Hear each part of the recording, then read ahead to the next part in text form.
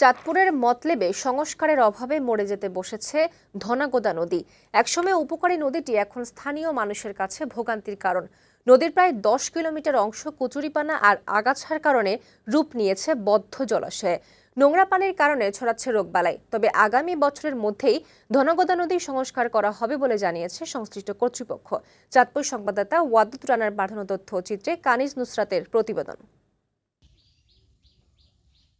দীর্ঘ ৩৫ বছর সংস্কার না হওয়ায় এমন রূপ ধারণ করেছে চাঁদপুরের মতলব উপজেলার ধনাগোদা নদী। মেঘনার এই শাখা নদীটি একসময় মতলব উত্তর উপজেলায় যোগাযোগের প্রধান মাধ্যম ছিল। চলাচল করত নৌকা ও লঞ্চ। এখন সেই নদীর অনেকটাই মৃতপ্রায়, ভরে আছে ময়লা, কচুরিপানা আর আগাছায়। দীর্ঘ এই নদীর প্রায় ১০ কিলোমিটার অংশ জুড়ে এমনটিই দেখা যায়। নদীর বুকে জমে থাকা আগাছার উপর খেলাধুলা করে শিশু কিশোররা।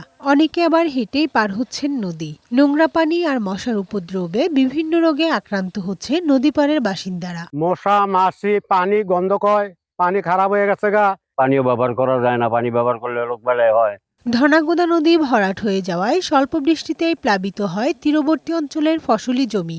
একসময় শুকনো মৌসুমে এই নদী পানি সেচের কাজে ব্যবহার করা হতো।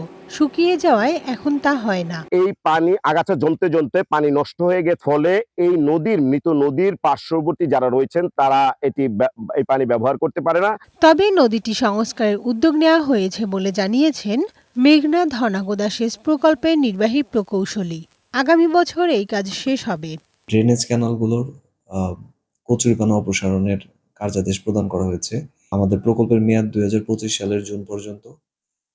এই মেয়াদে নিষ্কাশন খাল থেকে কচুরিপানা অন্যান্য যে প্রতিবন্ধকতা রয়েছে সেগুলো অপসারণ করা সম্ভব হবে। ধনাগোদা নদী সংস্কার হলে স্থানীয় যোগাযোগ ও পানি নিষ্কাশন ব্যবস্থার উন্নতি হবে। উপকৃত হবে কৃষি ও মৎস্যজীবী সহ নদীপাড়ের সকল বাসিন্দা। ডেস্ক রিপোর্ট, বৈশাখী সংবাদ।